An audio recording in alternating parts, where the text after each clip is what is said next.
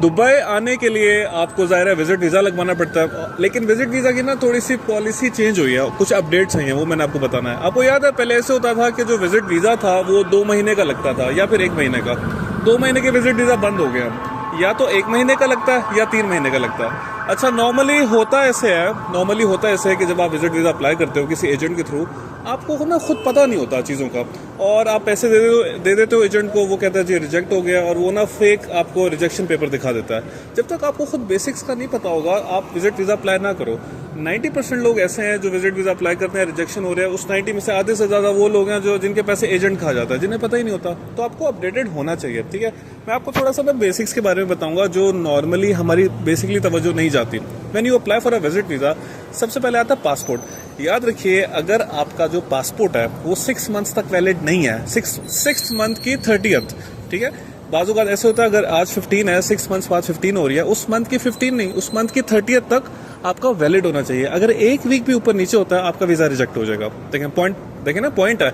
अब बहुत सारे ऐसे लोग हैं जिनका वैलिडिटी का थोड़ा इशू आता होगा, रिजेक्ट हो जाता होगा, वो समझते होंगे नहीं वीज़ा बंद है। तो ऐसे बेसिक चीज़ें आपको पता होनी चाहिए। अच्छा, दूसरे पॉइंट पे मैं आता हूँ। पासपोर्ट के बाद आपकी जो पिक्चर होती है, मैंने जब अपनी फर्स्ट कंपनी स्विच की थी दुबई में, तो मेरे वीज़े में ना डिले हो गया था। उसमें ये था कि जो पिक्चर थी उन्होंने ना 2 ऑब्जेक्शंस लगाए थे। पहला ऑब्जेक्शन ये था, वो कह रहे थे कि ना ये HD नहीं है, इसकी रेजोल्यूशन इतनी अच्छी नहीं है, ठीक है। दूसरा ऑब्जेक्शन उन्होंने ये लगाया था कि बैकग्राउंड वाइट होना चाहिए। पहले ये होता था कि ब्लू बैकग्राउंड होता था और वो विजिट वीज़ा के लिए फ़ोटो जो है यूज़ हो जाती थी, ठीक है। लेकिन कोई बात नहीं, इट्स ओके। अच्छा, चूंकि पब्लिक प्लेस है ना, लोग गुजर रहे हैं। अच्छा, होता ये था, it's okay, you can pass, no problem. अच्छा, होता ये था पहले कि जो पिक्चर होती थी वीज़ा के लिए हम अप्लाई करते थे, वाइट बैकग्राउंड चाहिए होता है, उसमें रेजोल्यूशन हाई होनी चाहिए, ठीक है, वरना रिजेक्ट हो जाता है वीज़ा। और ऑब्जेक्शन ये आता जी रेजोल्यूशन ऐसे था वैसे था। आपको ना पूरा प्रिपेयर होकर अपने टूल्स पूरे करके विजिट वीज़ा के लिए अप्लाई करना है, ठीक है। पासपोर्ट की नंबर 1 वैलिडिटी आपकी कितनी होनी चाहिए? 6 मंथ्स की। नंबर 2, आपकी जो रेजोल्यूशन है पिक्चर की, ठीक है, that should be very high, plus the background should be white, not blue, ठीक है। अच्छा, उसके बाद हम आते हैं जब विजिट वीज़ा आपका अप्लाई होता है। देखो, अगर आपकी जॉब दुबई में हो गई है, ठीक है, तो आप 1 मंथ पे आ सकते हो। अगर आपकी जॉब नहीं हुई और आप ढूंढने के लिए आ रहे हो जॉब, तो आपके लिए ये ज़रूरी है कि आप 90 डेज पे हो, यानी 3 मंथ्स के लिए आओ, ठीक है। और उसके हवाले से आपका ज़ाहिर है बजट भी होना चाहिए। अगर आप जॉब ढूंढने के लिए दुबई आ रहे हो, मैं आपको हाईली रिकमेंड करूंगा कि आप 1 मंथ पे मत आओ, ठीक है। हाँ, आपकी जॉब हो गई है या कोई बात कहीं पे है, बड़ा स्ट्रॉन्ग रेफरेंस है, फिर आप 1 मंथ पे आओ, ऐसे आपके पैसे ज़ाया हो जाएंगे। ये प्रैक्टिकल बातें हैं, ठीक है। 2 महीने का तो वैसे भी मैंने आपको बताया ख़त्म हो गया, ओके। अच्छा, उसके बाद क्या है, आप जब वीज़ा के लिए अप्लाई करते हो तो आपसे ज़ाहिर है आपका आइडेंटिटी कार्ड मांगते हैं जो कि आपकी कंट्री का होता है, पासपोर्ट मांगते हैं, पिक्चर मांगते हैं, ठीक है। अच्छा, उसके साथ जब आपका वो वीज़ा अप्लाई करते हैं तो ये आपने ख्याल रखना है कि जब आप अपना वीज़ा अप्लाई कर रहे हैं, उनसे रिजेक्शन पेपर जब आप लेने जाते हैं, इनकेस अगर आपका रिजेक्ट हो जाता है, आपने कहना है, क्योंकि आपने अप्लाई लोकल एजेंट से ही करवाना है अपने, जिस जो आपका यूँ समझें कि आपके प्रेमिसेस में हो, पैरामीटर में हो, हाईली फिजिकली अप्रोचेबल हो, आपने उसके सिस्टम से जाके चेक करना है। आपने कहना भाई मुझे दिखाओ, मुझे अपनी स्क्रीन पे दिखाओ रिजेक्शन। क्योंकि होता ही है, जो रिजेक्शन पेपर होता है ना, उसमें ना लोग एडिट कर देते हैं, ठीक है। उसमें लेट से किसी का रिजेक्शन पेपर है, अगर उन्होंने ना एक्सेल से कॉपी पेस्ट करके आपका नाम लिख दिया, उन्होंने कहा ये रिजेक्ट हो गया, पैसे आपके खा जाते हैं, ठीक है। आपने वीज़ा अप्लाई करते हो, फौरन कहते हैं I will see the rejection paper from the screen, from your laptop screen, okay. जब आप वहाँ देखेंगे तो वो ऑनलाइन पोर्टल होता है, ठीक है, वो रिफ्रेश करेगा URL को, आप देखेंगे हाँ आपका वीज़ा रिजेक्ट हुआ, और वो ज़ाहिर है उसमें उसका कोई कसूर नहीं होता, वो एम्बेसी के एंड पे होता है सारा। अच्छा, अब नेक्स्ट स्टेप पे आते हैं। जब आपका वीज़ा लग जाता है, आपने अपने जो कह लें कि पासपोर्ट है, उस पर ना प्रोटेक्टर बेसिकली इंश्योरेंस होती है। मैं अगर पाकिस्तान की बात करूं तो 9-10 हज़ार 12 हज़ार रुपए की लगती है, और एजेंट्स जो है वो डबल पैसे लेते हैं। तो कोशिश करें आप वो प्रोटेक्टर खुद लगवाएं, बेसिकली इंश्योरेंस होती है। अगर मैं इंडिया की, नेपाल की, बांग्लादेश की बात करूं तो आपके जो लोकल एजेंट्स हैं वो आपको बेहतर गाइड करेंगे। अगर आपके पासपोर्ट पे प्रोटेक्टर नहीं है, आप ट्रैवल नहीं कर सकेंगे, वो वहीं पे आपको रोक लेंगे, आपके टिकट के भी पैसे ज़ाया हो जाएंगे और आपको वापस भेज देंगे, ठीक है।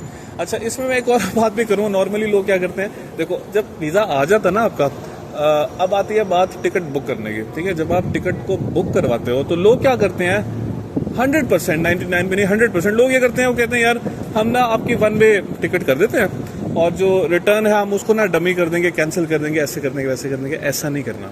अच्छा, कंपैरेटिवली आपने क्या करना है, अगर पैसों का मसला होता है ना, रिटर्न इसलिए लोग कम कर रहे होते हैं, आपने क्या करना है, आपने एक काम करना है, आपने डायरेक्ट आप दुबई के ना लो, दुबई की डायरेक्ट आप फ्लाइट ना लो, आप कनेक्टिंग फ्लाइट ले लो। जब आप कनेक्टिंग फ्लाइट लेते हो किसी और कंट्री से ज़ाहिर हो के आते हो, उस कंट्री में जाते हो, वहाँ पे आप 9 घंटे 10 घंटे 6 घंटे 12 घंटे का स्टे होता है, उसके बाद फिर आप दोबारा ट्रैवल करके आते हो, उसमें ना पैसे आपके ज़रा कम लगते हैं, ठीक है। आपने काम जेन्युइन करना है। अगर आप डमी वाला काम करोगे, ये वही बात है कि वीज़ा तो आ गया लेकिन आप फिर भी नहीं आ सके due to some points and factors, आप नहीं आ सके, ठीक है। So what you have to do is that काम लेजिट करना है। भाई दुबई ना यहाँ जा रहा है सेकंड्स के हिसाब से, डेली बेसिस पे नहीं, वो चेक कर लेता 2 मिनट में, और अगर उन्होंने आपकी पकड़ ली डमी टिकट, कोई फायदा नहीं है, वो आपको वापस भेज देंगे। तो काम लेजिट करना है, पैसे बचाने के चक्कर में कच्चा काम नहीं करना, कनेक्टिंग फ्लाइट ले लेना, लेकिन आपने डमी बुक नहीं करानी, ठीक है। आप वो देखते हैं, वो रिटर्न टिकट आपकी चेक करते हैं, ठीक है। अच्छा, जब आप एयरपोर्ट पे आपसे जब ज़ाहिर क्वेश्चन करते हैं ना, वो बहुत इंपॉर्टेंट सेगमेंट है। देयर वाज अ टाइम जब आप किसी ज़ाहिर यूरोप जाते थे, अमेरिका जाते थे, आपसे ना वो इंटरव्यू करते थे एयरपोर्ट पे, दुबई के लिए नहीं होता था, लेकिन अब दुबई के लिए भी वो प्रॉपर क्वेश्चन आंसर्स करते हैं, ठीक है। सबसे पहले आपको जो है वो पूछते हैं कि भाई आप वहाँ पे रहेंगे किसके पास रहेंगे, ठीक है। तो आप ज़ाहिर है अगर आपका कोई फ्रेंड है जो बेड स्पेस या पार्टीशन में रह रहा है, तो आप एयरपोर्ट पे ये तो नहीं बता सकते ना कि भाई वो बेड स्पेस में पार्टीशन, वो इजारा मांगेंगे आपसे। इजारी क्या होती है? इजारी होती है एक लीगल कॉन्ट्रैक्ट होता है, ठीक है, जिसको हम रेंट डीड भी कहते हैं, एक रेंट एग्रीमेंट होता है। आप वो दिखा सकते हैं, आप उसकी कॉपी आपके पास होनी चाहिए। आप कहें जी ये मेरा कज़न है, फैमिली फ्रेंड है, या XYZ कोई भी है, ये देखें ये इसकी जारी है, मेरा जो XYZ 1 वीक का स्टे है, 10 डेज का स्टे है, 1 मंथ का स्टे इसके पास होगा, ये जारी की कॉपी आप देख सकते हैं। अच्छा, इजारी ये बता रही होती है कि अब जाहिर है जो आपका इंटरव्यू ले रहा होता है, आपसे क्वेश्चन आंसर्स कर रहा होता है, जो स्क्रूटनी कर रहा होता है, वो ये देखता है हाँ यार वाकई इसका कोई बंदा है वहाँ पे, ठीक है, वो जाने देता है, वो कहता है चलो कोई नहीं। अच्छा, इसके साथ मैं एक एडवाइस आपको करूँगा, लाजमी पेन कर लें।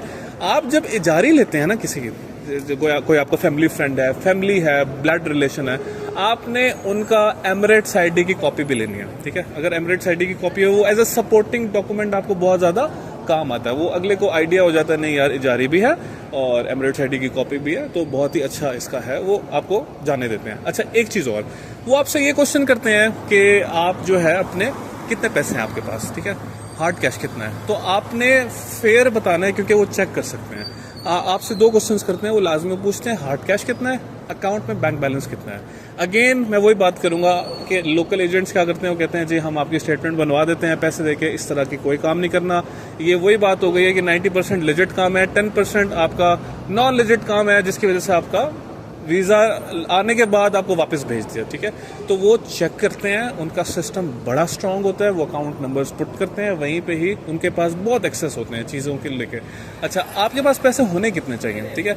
नॉर्मली पाकिस्तान की मैं बात करता हूँ, इंडिया की मुझे नहीं पता क्या हो रहा है, आप कमेंट में बता सकते हैं क्या हो रहा है। पाकिस्तान में अब एजेंट्स क्या करते हैं, वो कहते हैं जी सबसे पहले हमें स्टेटमेंट आप दें, क्योंकि उन्होंने ना इसको एक मोनोपली बनाई हुई है। वो कहते हैं अगर लेट से विजिट वीज़ा 1 मंथ का 40,000 का है, वो कहते हैं हम आपसे लेंगे ऑलमोस्ट लाइक 1 लाख रुपए या 80,000, हम आपकी स्टेटमेंट भी बना देंगे, हम आपकी डमी टिकट भी बना देंगे, हम आपका जो है इजारी भी आपको बना देंगे, हम आपको कुछ एमिरेट्स आईडी की कॉपीज़ भी दे दें। आपने इस चक्कर में नहीं पड़ना, क्योंकि गॉड फॉरबिड अगर ये पकड़ा जाता है एयरपोर्ट पे या कुछ क्रॉस क्वेश्चन होता है या वेरीफाई होता है, आपके लिए बहुत इशू हो जाएगा। आपके पास अगर पैसे हैं, अगर लेजिट स्टेटमेंट है, आप फिर आएँ। अगर नहीं आएंगे, ट्रस्ट मी, दुबई का, आई रिपीट, दुबई का कल्चर बहुत फास्ट हो गया और इन्होंने आपको पता भी नहीं चलना आपको कहाँ से पकड़ना है, ठीक है। अच्छा, उसके बाद जैसे ही आपके पास महीने के हिसाब से 3500 दिरहम आपके पास होना चाहिए। अगर आप 3 महीने के विजिट पे आ रहे हैं, आपकी जेब में सिर्फ 3500 दिरहम है, आप ये सोच के आ रहे हैं मेरे घर वाले मुझे भेज देंगे, मेरे कजन्स मुझे भेज देंगे, या मैं वहाँ कुछ कर लूँगा, दिस वोंट वर्क आउट। तो आपसे सीधा शॉर्ट आपसे पूछेंगे कि भाई आपके पास 35 मिनट दिरहम है, आप 3 महीने के लिए किस तरह से सस्टेन करेंगे दुबई में, आप क्या जवाब देंगे? आप ये तो नहीं कह सकते ना मैं बाद में मंगवा लूँगा, ऐसे हो जाएगा वैसे हो जाएगा। तो इस चीज़ का आपने थोड़ा सा ख्याल रखना है, क्योंकि अब दुबई का विजिट वीज़ा लगना बहुत हार्ड हो गया, ठीक है। दुबई का विजिट वीज़ा लगना बहुत हार्ड हो चुका है। इट्स जस्ट लाइक मैं हमेशा एक बात करता हूँ, जिस तरह से ये वो प्रोसेस है जो यूरोप के लिए यूज़ होता है, अमेरिका के लिए यूज़ होता है, अब उन्होंने इसको इम्प्लीमेंट कर दिया यूएई के विजिट वीज़ा के लिए, ठीक है।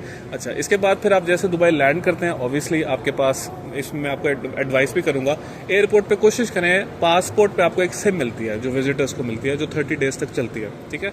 आप जैसे जॉब ढूंढने आते हैं, सीवी पे आपको नंबर ऊपर लिखना होता है, तो आप उस जो सिम आपको मिलती है ना, आपने वो अपने सीवी पे यूज़ करना है, उस पर व्हाट्सएप भी बन जाता है। 30 डेज के बाद वो ऑटो पे बंद हो जाती है, ठीक है। डिपेंड करता है आपके वीज़ा पे, कभी कभी अगर 90 डेज का वीज़ा है तो 90 डेज तक आपकी वो सिम चलती है। ये मैं आपको एडवाइस करूँ पर्सनली, ठीक है। तो कोशिश करें इन चीज़ों को फॉलो करें, और अगर आप जो है इन चीज़ों को फॉलो नहीं कर रहे तो हो सकता है आपके लिए प्रॉब्लम हो। अगर आपको मेरी वीडियोस अच्छी लग रही हैं, इन्फॉर्मेशन अच्छी लग रही है, लाजमी लेट मी नो, मेरे लिए भी मोटिवेशन है। और कमेंट में अगर आपका कोई क्वेश्चन हो, प्लीज़ लेट मी नो। मैं कमेंट में अपना ईमेल भी ड्रॉप कर रहा हूँ, उसको पेन कर रहा हूँ। अगर आपकी कोई क्यूरी है, get back to me, definitely मैं आपको रिस्पॉन्ड करूँगा। Thank you so much.